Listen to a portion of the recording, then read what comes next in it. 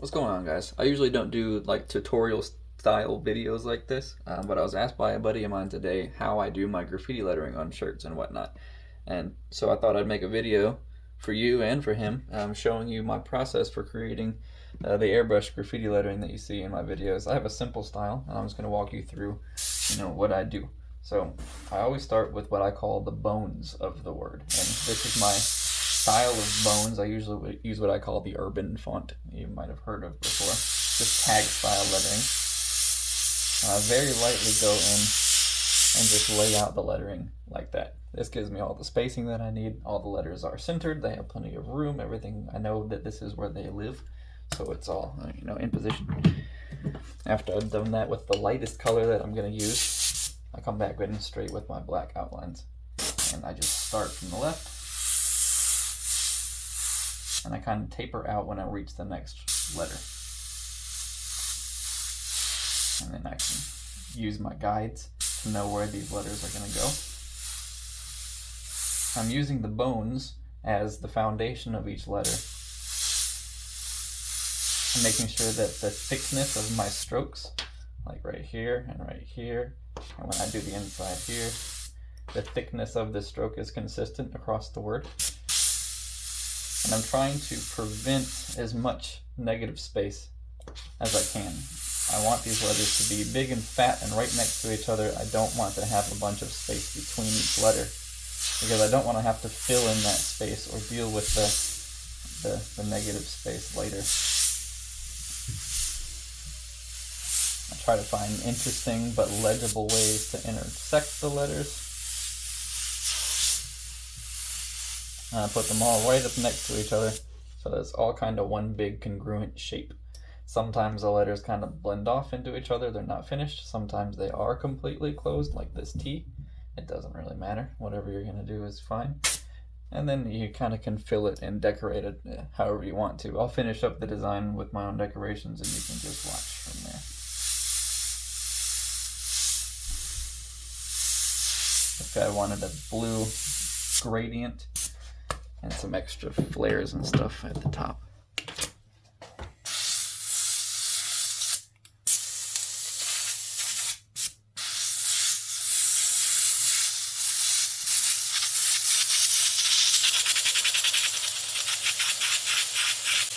Because the letters are so fat and close together, I don't have to do any special fills. I can just fill straight across the whole word.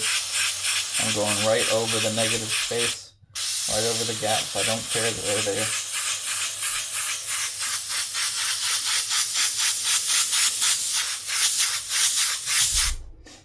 And now I usually kind of alternate the colors. I'm going to do a dark blue at the bottom of the inside of the letters.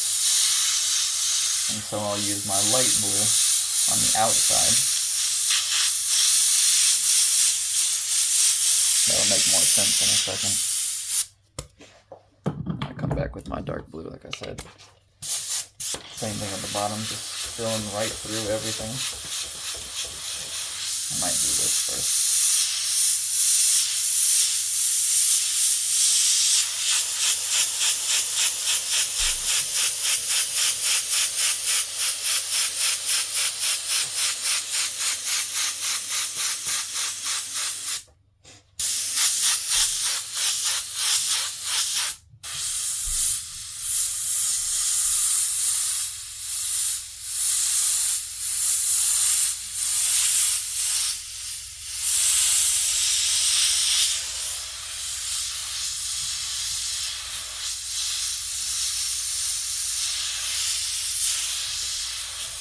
Now, an extra pro tip for you is how to get super crisp white highlights on things.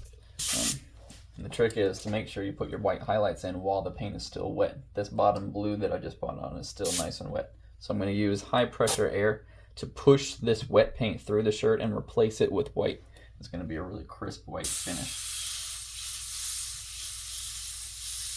If this blue paint was dried before I painted the white, then the white paint would kind of blend with it, and I would have to layer a bunch of white to get this white line. Because it's not dry, again, it's literally pushing the wet paint through the fabric, pushing it away, kind of cleaning the shirt. and then replacing it with white paint.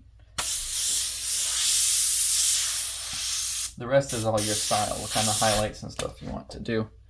All of that. This guy wanted a lens flare effect on the top left corner. That's just going to be a big starburst.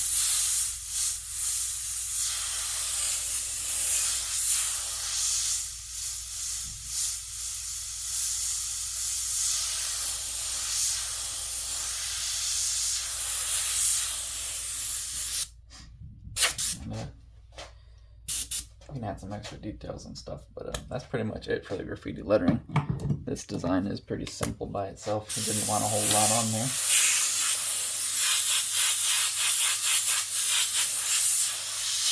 And that's it. It actually is really simple. Your style of graffiti lettering, the bones that you do at the beginning, the style of those lettering is what dictates, the style of your whole word. Develop that style, but this is the process. Bones first. Take those bones and add flesh to the outside of them. Make sure you keep your shapes consistent. Keep your thicknesses of your letters consistent across the board. Make sure you know you're level and even and all of the basic stuff. And you got it. You can do it. Thanks for watching.